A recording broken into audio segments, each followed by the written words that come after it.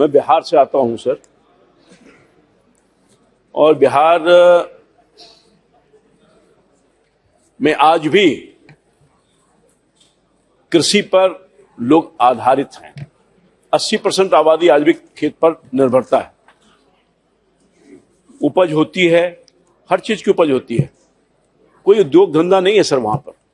इसके वजह से बिहार की स्थिति आज भी बहुत पीछे है। आपका सर ये जो मैं प्रश्न कर रहा हूं सर, पहले पीड़ा तो व्यक्त कर दूं अपनी। क्या बिहार की पीड़ा है सर?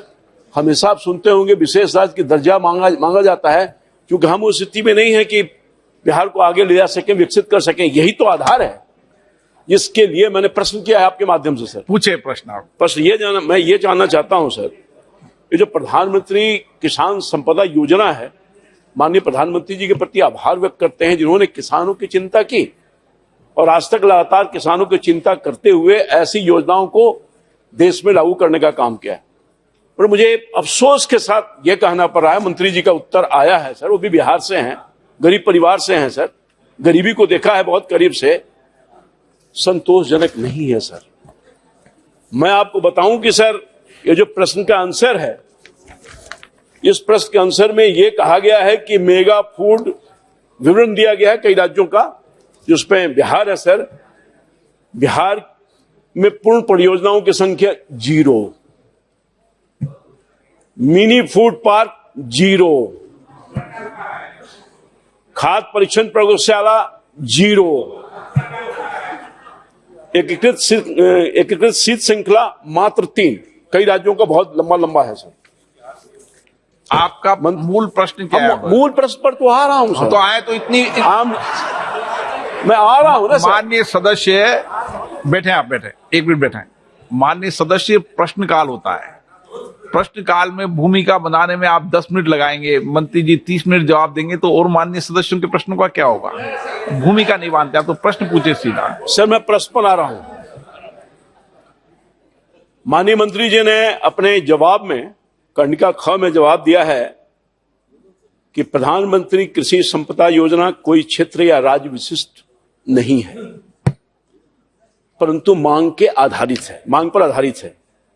मैं माननीय मंत्री से आपके माध्यम से यह जानना चाहूंगा कि बिहार में कितना food mega park, mini food park, एकीकृत शीत श्रृंखला और खाद्य प्रयोगशाला की योजना भारत सरकार के पास स्वीकृति के लिए आई है, और कितनी योजना को आपने स्वीकृति देने की कृपा की है? माननीय अध्यक्ष महोदय, बिहार में कुल स्वीकृत परियोजना 10 है, जिसमें मेगा फूड पार्क 2 है, एक खगड़िया में है और एक मुजफ्फरपुर में है। कोल्ड चेन 6 है, मिनी फूड पार्क 1 है, यूनिट 1 है। इसका कुल प्रोजेक्ट लागत 351 करोड़ रुपये है और स्वीकृत ग्रांट 110 करोड़ रुपये है। इनमें से पूर्ण परियोजना 4 है, कोल्ड चेन 3 यूनिट है, 2 मेगा फूड पार्क है जिसमें खगड़िया कार्यरत है और मुजफ्फरपुर में अभी तुरंत स्वीकृति मिली है, वो अभी शुरुआत हुआ है। माननीय सदस्य सर, मैं आपके माध्यम से माननीय मंत्री से ये जानना चाहूंगा कि सर, जैसा कि आपने आंसर में बताया कि फूड पार्क खगड़िया स्वीकृत है, 2014 में स्वीकृति मिली है, आज तक पूरा नहीं हुआ है, 8 साल हो गए। नंबर 1। नंबर 2, फूड पार्क गया, बेगूसराय सबकी चर्चा की, मुजफ्फरपुर की चर्चा की। हम आपके माध्यम से ये जानना चाहते हैं कि साहब, एक योजना स्वीकृति आपने दिया जिसमें 8 साल लगा, बाकी की जो योजना है वो कितने साल में पूरा होगा और होगा कि नहीं होगा? बिहार का क्या होगा?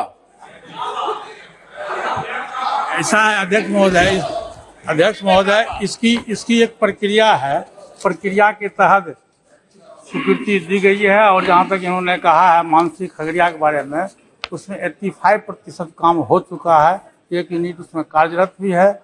मुजफ्फरपुर में अभी 1 सप्ताह पहले ही स्वीकृति दी गई है।